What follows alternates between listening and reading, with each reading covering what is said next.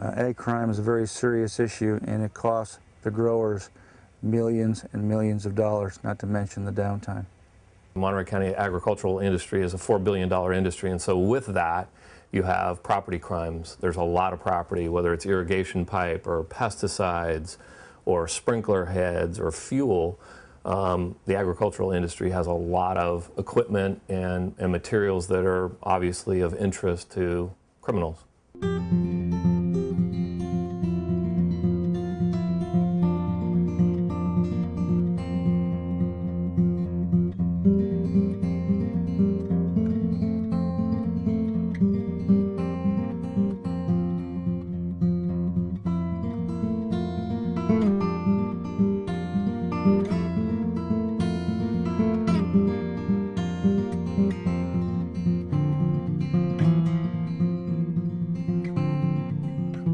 Ag crimes is any type of crime that affects our agricultural business, our cattle business, our dairies, the cattlemen, and in response to all of our crimes that we have against the ag community, the Sheriff Department has dedicated a detective, which is myself, to specifically just dedicate myself to ag crimes. Suspicious activity could be just strange people carrying out, for example, we've had cases where irrigation pipe was stolen. People would just come into the fields and load up an irrigation pipe in the back of a pickup truck. That's not the way irrigation pipe is normally transported, so that would be suspicious. Or people going through the fields on an individual basis, for example, and taking bags of artichokes. We've had cases like that where they just waltz into the field. And it's obvious they're not part of a picking crew because they're by themselves. There may be one or two people. So, you know, if you see one or two people coming out of the field with bags of produce, that's suspicious because that's just not the way that the harvesting is normally done in our county. We've also had cases where you see a civilian vehicle with no markings on it, for example, that would belong to a agricultural business, just a plain old pickup truck parked next to a fuel truck or parked next to a tractor, and you see an individual with a garden hose, and it's obvious that they're stealing fuel. Those kinds of things is what I think the normal person could look at and say, that looks odd, that looks suspicious, and could call law enforcement in on.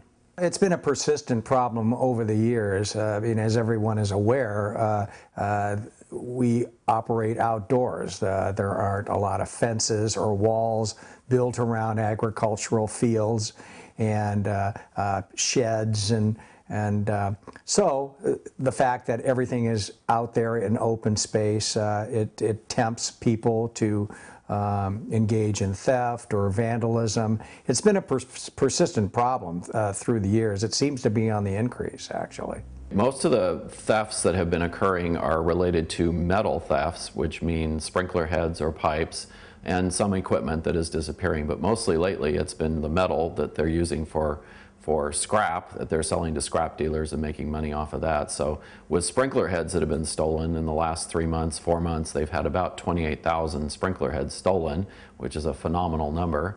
And then a lot of pipe thefts are happening too, primarily along the 101 corridor. It's a lot of just millions of dollars that are lost annually, both from crops that are stolen and also equipment losses. And then you take that and you add downtime, you know, from people and not being able to go to work if a tractor's missing, or if artichokes have been stolen, people that can't harvest the artichokes. And it really is, it's really a real pain in the butt, and it costs a lot of money. I don't have a dollar amount, but what it does is because they can't water, because the sprinkler heads have disappeared, the crops are immediately affected because they're not getting any water nutrients at that point. So it puts the crop in jeopardy. It may stunt the crop, or it may do irreparable harm to the fruit if there's fruit on the crop, such as strawberries.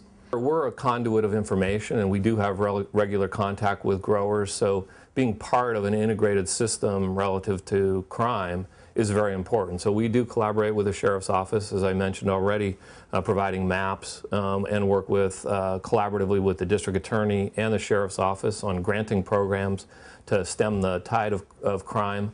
And I think it's really important with these kinds of crimes that you have dedicated staff, and the Sheriff has dedicated deputies, as well as the District Attorney has focused prosecutors, so that they can work together and you have continuity and historical information, and so that's really important.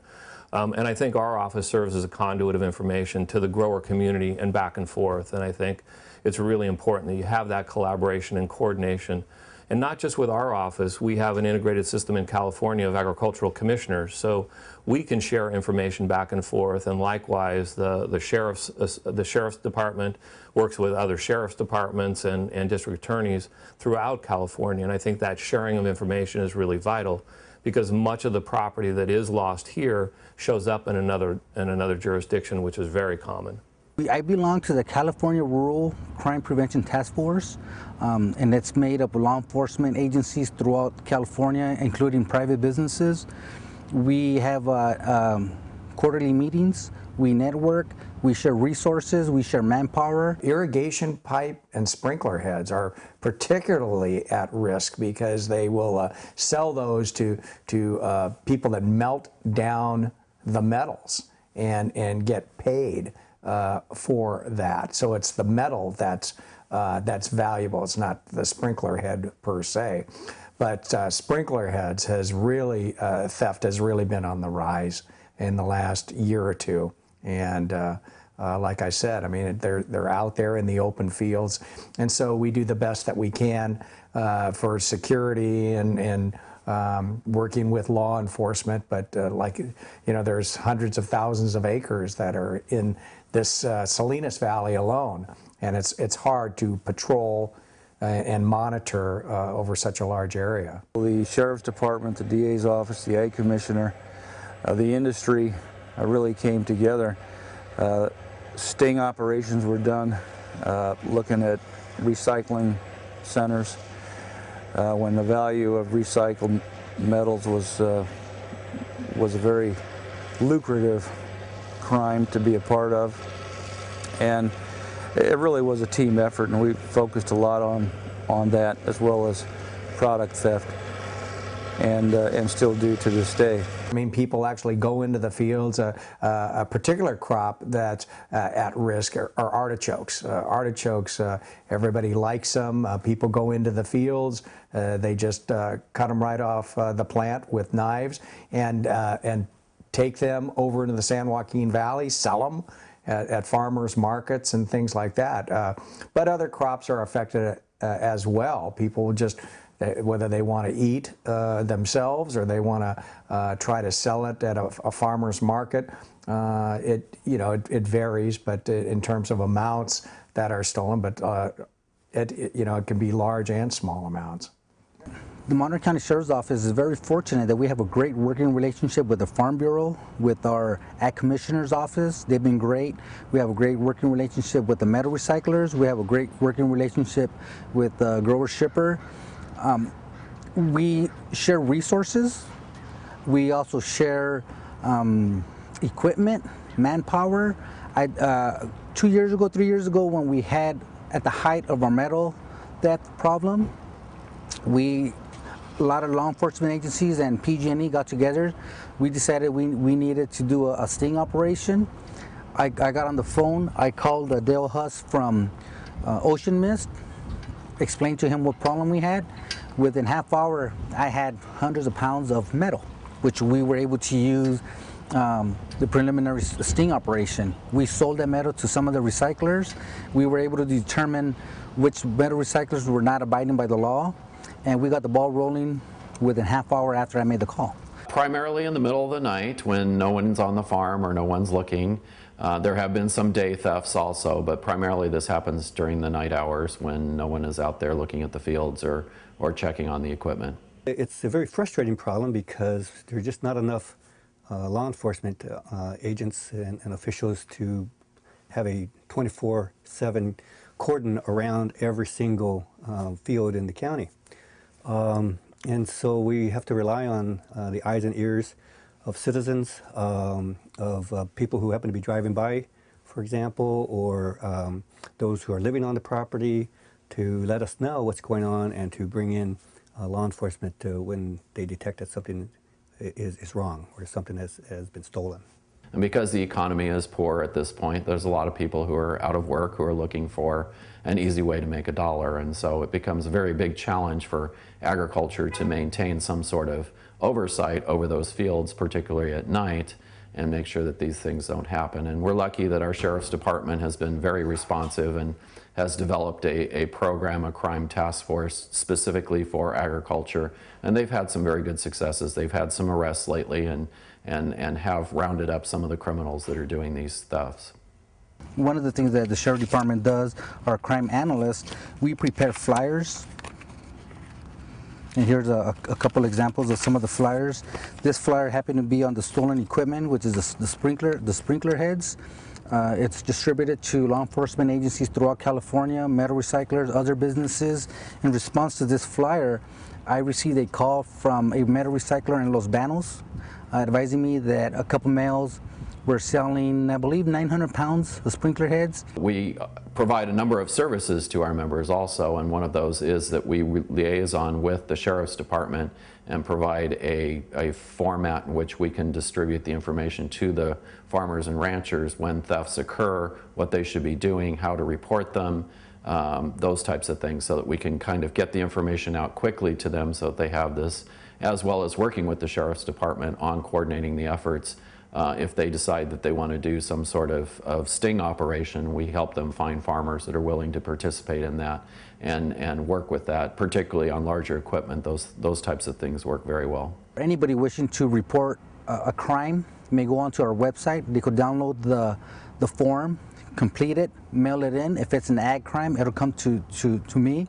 I'll follow up by contacting that person and getting more information.